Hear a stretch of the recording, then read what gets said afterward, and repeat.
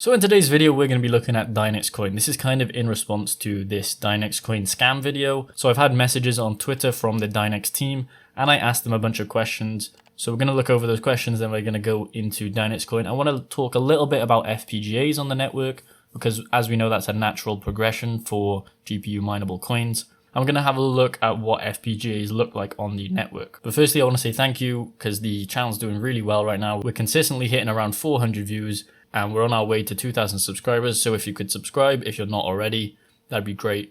And it would help the channel out a lot. We're trying to hit 2,000 subscribers by the end of this month. Hopefully we can do that. If not, it doesn't really matter. So anyway, this is a DM from the Dynex team. I already asked them that I could show this, so here we have it. It just says, hi there, we came across your latest video about Dynex coin being a scam. And then you mentioned that the questions you'd like to understand better how proof of useful work works on Dynex. Then said in reply, just to be clear, the video is not attacking the team or the coin. I simply just don't understand certain things about the coin. This is just a little recap of what was said in that video. Firstly, my main question was, who's the founder? Is Dynex coin trying to be a currency or is just an underlying part of the useful work technology? Who are the people ordering the jobs on the network? And when it comes to mining, am I simulating a neuromorphic chip? And why is it such low power to mine? Then it goes on to say, hello, thanks for getting back to us. We'll come with an answers in a few days. I said, sure, that's fine. So number one, who is the founder? I understand that they want to remain anonymous, and that's fine. Bitcoin's founder is anonymous. I already made that point in the video. It says the team is currently not doxed. Reasons is that they still have tax, IP, legal considerations are not yet finished. That's fine by me. I don't have any problems with that. If you want to remain anonymous, that's fine, but being open and who you are kind of puts a name on the project and therefore more validity to the project. But that's fine. I don't really mind about that. The team size is around 25 working people actively on the project, as the project is 100% self-funded. There's no ICO, no pre-mine, and public allocation is 100%. We think it's fair for us to define when and which pace we publish the team. So that's fine. I have no problems with that. Is Dynex coin trying to be a currency or is it just an underlying part of the useful work technology? Dynex is true utility coin, so obviously that is the utility coin part of it. Computing power can be purchased by paying with Dynex and miners are getting compensated with Dynex. It is not meant to be a currency in terms of digital cash. Our model ensures that there will always be consistent streams of Dynex on the actual network, and especially at one point when all the blocks have been mined in 4 years. Who are the people ordering the jobs on the network? We are still in the process of building out a platform and its ecosystem. Later this year, we'll launch the Dynex Marketplace, which is practically the place where everyone can post and submit computational jobs. Until then, we are adding more and more different job types. Interested potential customers could get in touch with us directly and we'll post jobs for them. In terms of who are our potential customers, anyone training learning machines, every global 2000 companies, fintech companies, pharmaceutical companies, genomics, smart cities and gaming. When it comes to mining, am I simulating a neuromorphic chip or why is it such low power to mine? Every participating miner is effectively emulating and running Dynex chips. This is done with the ODE integration, which is a well-established process where physical systems are being simulated. Same with astrology, for example, when calculating the trajectory of a comet. This process is done in a discrete time, meaning that the time actually spent on the simulation is not necessarily the real time. Such a simulation takes the physical system at time t and then calculates the status of the physical system at time +1. This is called integration step. The nature of such ODE integration scheme is perfectly suited for GPUs, in fact much better than example hashing. As a result, the power consumption during the simulation is much less intense.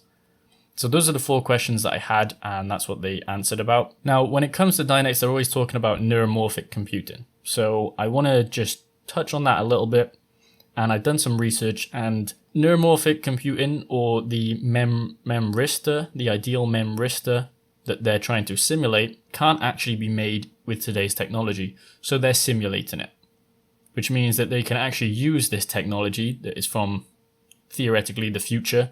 They can simulate it, and therefore they can have chips that can emulate what the ideal memristor could do when it actually comes to fruition in the future. I kind of liken it to like a black hole. We only got a picture of a black hole around 2-3 years ago, something like that, but we had simulated it before that. So we already knew kind of how the physics worked and how a black hole would look before even taking a picture and proving that it was real and that we could see it. So therefore, that's kind of what Dynex chips are doing. They're simulating something before it comes to fruition and before we can confirm that it's a real thing. Now, they did talk about updating the jobs that are coming into the network. So anyone can provide Dynex and then ask for a job on the computer network. As they said, they're going to open the marketplace. I think they said it here. They're going to open the marketplace later in this year.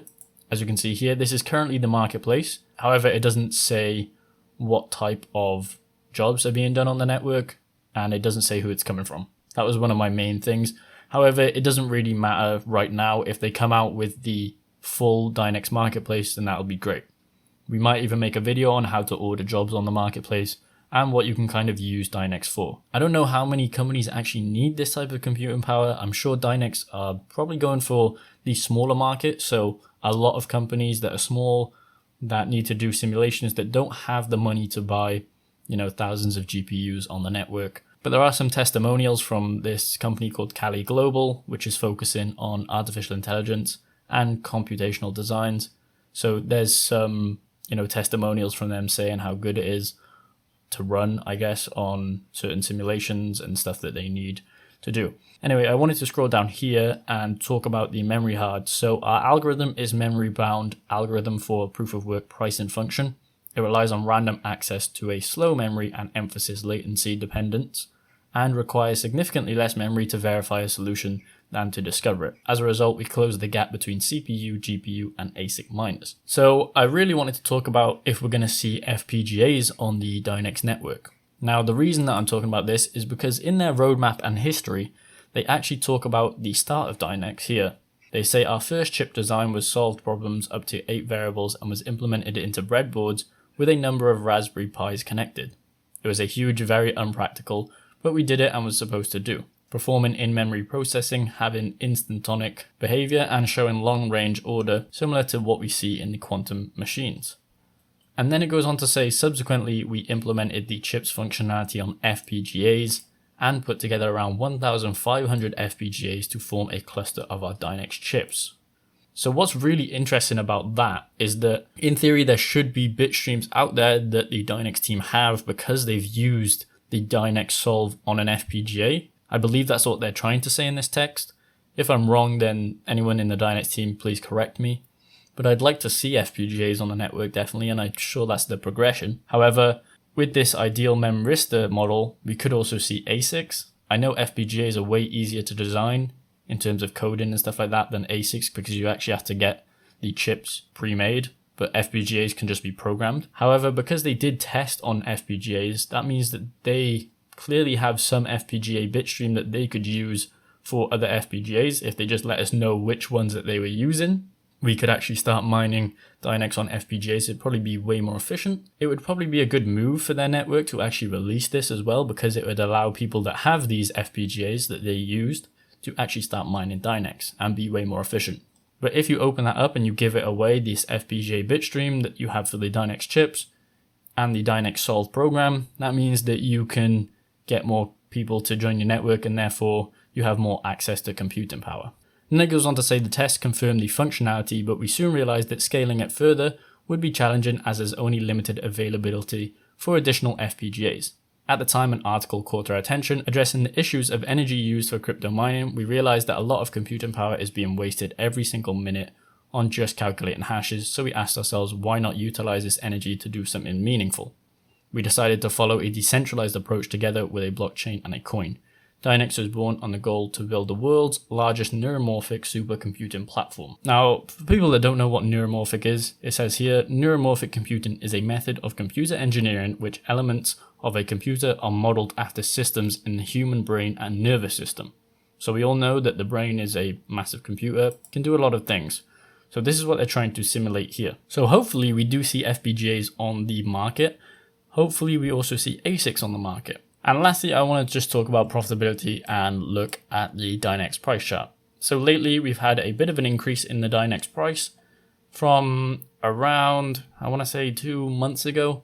It's taken a nice spike upwards, and then we've seen it kind of steady out here, but it dropped off a little bit by here. But subsequently, the profitability, I know Pepe W's there, but there's a lot of GPUs out there that are still profitable on Dynex coin. This is probably because of the low power that it has right now and the price increase that we've seen in the last 7 days. As we can see here, it's gone from 15 cents all the way up to 20 cents. and that's a increase of 37%, which is pretty big for Dynex coin. So either people are buying it to perform tasks on the network, or they're just bullish on the coin and a lot of people are buying it. So as we can see here, there's a bunch of GPUs which are really good on the Dynex platform, and you would think that the more A4000s or A5000s, A2000s would be better on this network, just because they were actually made for AI learning, I believe, and stuff like that. So you would think that because Dynex is more focused on proof of useful work, these GPUs would be very good. As you can see there, the A2000, the highest profit is on Dynex coin. I know a lot of people made these rigs for Ethereum because they were super low power and the efficiency was great for Ethereum mining. Now they can actually convert over to Dynex, and probably, I don't think you can be profitable on 15 cents. We're at 10 cents right now, but 15 cents. We're not seeing much profits past, well, okay, so the A2000 is still profitable, but it's at 1 cent profit. And obviously the top cards like the 40 series are all profitable. Now, I haven't seen many videos on the 4060 Ti yet, but I'm sure that it'll come out and there'll be overclocks for what coins are the best coins to mine on this card. I don't have a 4060 personally, so hopefully we see which coins are going to be the most profitable for the 4060 Ti. If it's anything like the 3060 Ti, we're probably going to see it be the best card for mining. I believe the best card for mining on the 30 series was the 3070 Ti. That was just super efficient on basically any algorithm that you stuck it on. Because of the fact that they had LHR, it meant that people were moving these cards onto Flux, Ravencoin, and Ergo. Subsequently, those coins have gone down, the profitability is not there, but we're having new emerging coins like Nexa, PepeW, Dynex, Radiant. Novo's very good for AMD cards, I believe. If we look here on AMD cards, we're having Novo as the highest profit. I might make a video on how to mine that. If you guys are interested, let me know in the comments below. So keep watching the videos, and I want to thank you all for subscribing to the channel and for viewing the content. I've received a lot of great feedback over the past couple of months.